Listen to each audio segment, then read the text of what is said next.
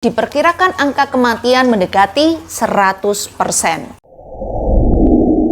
Halo semua, kembali lagi bersama aku Devi. Apa kabar kalian semua? Aku harap kalian semua sehat-sehat aja dimanapun kalian berada. Beberapa hari yang lalu, aku memutuskan untuk menonton sebuah film anak-anak yang berdasarkan dari kisah nyata yang menurut aku cukup sangat bagus dan sebenarnya sudah cukup lama dirilis di tahun 2019 yang berdasarkan dari cerita sejarah nyata yang pernah terjadi di tahun 1925. Film ini sendiri berjudul Togo dan merupakan terbitan dari Walt Disney. Singkat ceritanya menyorot salah satu peseluncur dan anjing penarik kereta luncur yang menempuh jarak terpanjang di rally serum yang dibawa ke Nome pada tahun 1925. Cuma di sini aku tidak akan menjelaskan lebih detail tentang isi filmnya, tapi aku lebih menyoroti tentang sejarah yang benar-benar terjadi pada saat itu, yaitu rally serum ke Nome, Alaska, yang lebih dikenal dengan sebutan The Great Race of Mercy atau The Serum Run. Nah, bagaimana cerita lebih lanjut tentang sejarah satu ini? Sebelum kita mulai, aku mengingatkan kalian untuk jangan lupa support aku dengan cara nyalain tombol subscribe-nya dan juga nyalain lonceng notifikasinya, plus nonton ini sampai akhir dan share ke teman-teman kalian biar mereka juga tahu tentang video-video aku selanjutnya. Nah, langsung aja kita mulai. Yuk mulai. Nome merupakan kota terbesar di Alaska Utara pada tahun 1925 yang ditinggali oleh 455 penduduk asli Alaska dan 975 penduduk keturunan Eropa. Kota ini sendiri memiliki iklim yang cukup ekstrim, bahkan kalau kalian tahu dari bulan November hingga Juli, pelabuhan di pantai selatan Semenanjung Seward tertutup es dan tidak dapat diakses oleh kapal. Satu-satunya akses selama musim dingin adalah Iditarod Trail atau jalur lomba kereta luncur anjing sepanjang 938 mil atau 1510 km.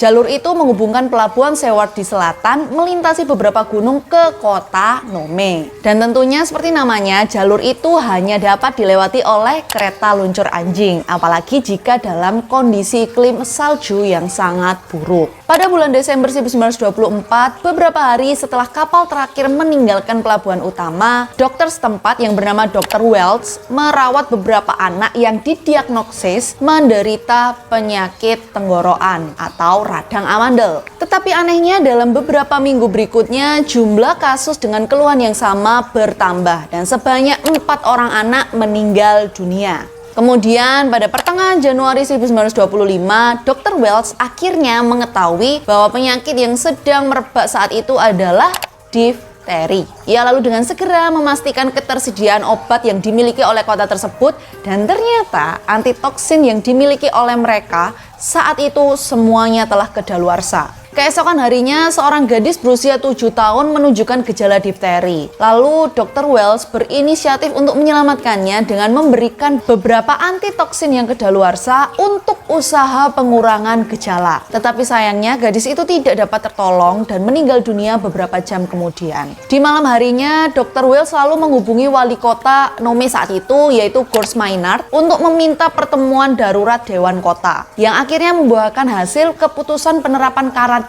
di kota tersebut. Hari berikutnya, pada tanggal 22 Januari 1925, Dr. Wells mengirimkan telegram radio ke semua kota besar lainnya di Alaska untuk memperingatkan mereka tentang pandemi yang sedang terjadi di kota Nome. Dia juga mengirimkan telegram ke US Public Health Service di Washington DC untuk meminta bantuan obat-obatan. Meskipun pada saat itu penerapan karantina Nome sudah diberlakukan, setidaknya lebih dari 20 kasus anak tambahan dan ada 50 anak lainnya yang beresiko terkontaminasi pada akhir Januari 1925. Pada waktu itulah Dr. Wells akhirnya menyadari lagi bahwa tanpa antitoksin diperkirakan angka kematian mendekati 100%. Di tanggal 24 Januari 1925, mereka mengadakan pertemuan Dewan Kesehatan Pengawas. Di situ, Mark Sumer dari Hammond Consolidation Goldfields mengusulkan untuk mengambil serum dengan menggunakan kereta luncur anjing dan hanya mengandalkan 2 tim tercepat yang mereka punyai. Dalam skema yang dia sampaikan, tim pertama nantinya akan memulai dari Nanena, Alaska, dan tim lainnya dari kota Nome. Kemudian kedua tim akan direncanakan bertemu di tengah jalan, yaitu di kota Nulato. Saat itu, perjalanan menggunakan kereta luncur dari Nulato ke Nome biasanya memakan waktu sekitar 30 hari. Sempat waktu itu ada pertentangan dengan Dr. Wells karena dia memperkirakan bahwa serum hanya akan bertahan 6 hari saja di bawah kondisi jalan dan iklim yang sangat buruk. Tetapi mereka tidak memiliki pilihan lain selain menggunakan kereta luncur. Di akhir rapat tersebut, akhirnya mereka memutuskan dengan suara bulat untuk memilih Leonhard Seppala, seorang muser dan pelatih kereta luncur anjing Norwegia yang akan mewakili dalam perjalanan pulang pergi sejauh 630 mil atau 1014 km dari Nome ke Nulato dan kembali lagi ke Nome. Keputusannya didasarkan karena Seppala dan anjingnya pernah memecahkan rekor berlari dalam waktu 4 hari dan memenangkan undian All Alaska 3 kali. Seppala juga terkenal dengan kemampuan atletiknya dan hubungannya dengan husky Siberianya, Togo, yang berusia 12 tahun, yang memiliki jiwa kepemimpinan sangat tinggi, kecerdasan yang sangat luar biasa, serta kemampuan merasakan bahaya yang sangat baik. Lalu pada malam harinya, perwakilan Dewan menghubungi Seppala untuk segera memulai persiapan perjalanan ke Nulato. Sekarang kita akan masuk ke rally serum paling luar biasa. Kondisi iklim saat itu sangat buruk. Suhu di seluruh Alaska berada pada titik terendah dalam 20 tahun terakhir, yaitu mencapai suhu minus 50 derajat Fahrenheit, atau kalau dalam Celcius di minus 46 derajat, dan kecepatan angin mencapai 25 mil per jam, atau 40 km per jam, yang menyebabkan salju setinggi 3 meter menutupi Alaska Panhandle. Dan meskipun kondisi seburuk itu, muser dan juga anjing kereta luncur harus tetap berangkat karena jika tidak, maka anak-anak di Nome yang menderita difteri akan meninggal dunia. Saat itu ide pertama untuk hanya mengandalkan 2 muser, yang dari tadi aku sebut muser itu adalah orang yang bertugas mengendalikan kereta luncur anjing, berubah menjadi estafet beberapa muser. Dan hal ini tentunya tidak diketahui oleh Seppala, sang utusan dari Nome yang harus pergi ke Nulato untuk mengambil serum yang dijanjikan. Estafet dimulai. Muser pertama, Will Bill Shannon, dengan mengandalkan tim berjumlah 11 anjing Mulate Alaska yang dipimpin oleh anjing bernama Blackie, berangkat sekitar pukul 11 malam pada tanggal 27 Januari 1925. Dan pada tanggal yang sama juga, Seppala berangkat dari Nome menuju ke Nulato. Shannon pada saat itu yang menjadi muser pertama yang membawa serum, menerima serum sebesar 20 pon atau sekitar 9 kilo dengan instruksi tertulis resmi. Suhu pada waktu itu sangat bervariasi, mulai dari minus 40 derajat Fahrenheit hingga minus 62 derajat Fahrenheit, atau kalau dalam Celcius minus 52 derajat Celcius. Pada jam 3 dini hari, Shannon tiba di Campbell Roadhouse di Minto dalam kondisi sebagian wajahnya menghitam karena radang dingin dan hipotermia, serta 4 anjingnya juga meninggal dunia dalam perjalanan. Saat itu ia berhasil menempuh jarak perjalanan sejauh 52 mil atau 84 km.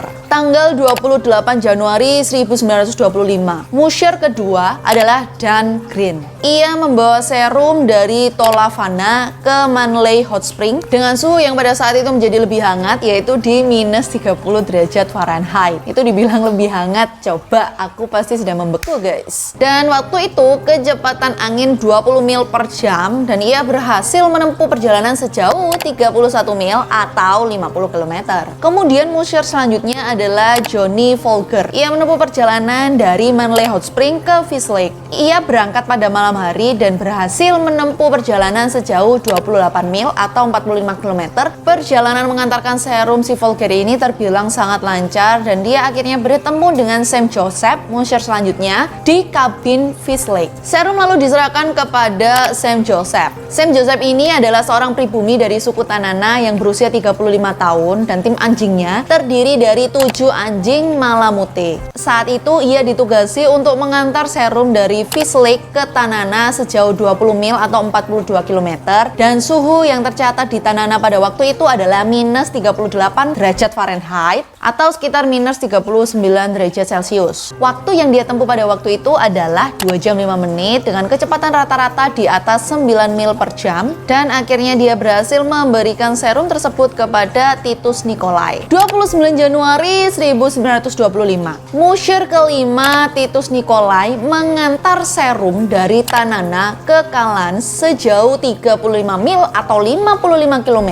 tetapi tidak ada informasi detail tentang tim ini. Hanya disebutkan bahwa Nikolai ini merupakan seorang pribumi Athabasca dan dia berhasil bertemu dengan Dave Corning di Kalans. Pada hari yang sama, setelah Corning menerima serum dari Nikolai, dia langsung mengantarkannya ke 9 Mile Cabin. Ia melaju dengan kecepatan 8 mil per jam dan menempuh perjalanan sejauh 24 mil atau 39 km, dan ia lalu bertemu dengan Edgar Callan. Edgar Callan tiba di Minto malam sebelumnya. Setelah mendapatkan serum dan menghangatkan serum yang dia terima dari Corning, dia lalu menuju ke hutan. Suhu saat itu telah meningkat menjadi minus 56 derajat Fahrenheit atau minus 49 derajat Celcius, dan ia berhasil menempuh perjalanan sejauh 30 mil atau 48 km. Dan dia berhasil tiba di Manley Hot Spring pada jam 4 sore waktu sempat dengan kondisi tangannya yang membeku di stang kereta luncur. Musyir selanjutnya adalah Harry Pitka. Dia mendapatkan tugas untuk mengantar serum ke Ruby, yaitu sejauh 30 mil atau 48 km dengan membawa 7 anjing sehat dan melakukan perjalanan di malam hari dengan kecepatan rata-rata lebih dari 9 mil per jam. Musyir yang bertanggung jawab untuk perjalanan membawa serum dari Ruby ke Whiskey Track sejauh 28 mil atau 45 km adalah Musyir Bill MC Carty dengan membawa anjing pemimpinnya bernama Prince. Saat itu dia harus melewati badai salju yang sangat kencang selama beberapa jam, lalu dia akhirnya tiba di Whiskey Track sekitar jam 10 dengan suhu pada waktu itu adalah minus 40 derajat Fahrenheit, dan dia lalu menyerahkan serum tersebut kepada Edgar Nollner. Edgar Nollner mengambil jalur rute Whiskey Track ke Galena sejauh 24 mil atau 39 km dengan 7 anjing Malumet, dan pemimpin anjing-anjing itu berusia 8 tahun. Nollner sendiri merupakan seorang remaja berusia 21 tahun dari Galena. Kemudian setibanya di Galena, ia menyerahkan serum itu kepada kakaknya George. 30 Januari, jumlah kasus di Nome telah mencapai 27 anak. Bahkan dalam catatan seorang reporter yang tinggal di Nome, dia mengatakan bahwa semua harapan ada pada anjing dan pengemudi heroik mereka. Nome menjadi kota yang sangat sepi. Di tengah jalan, kedua anjing ras campurannya pingsan karena terkena radang dingin, dan akhirnya Charlie harus mengambil tempat 2 anjing ras campuran tadi untuk dapat menarik kereta luncur yang dia bawa.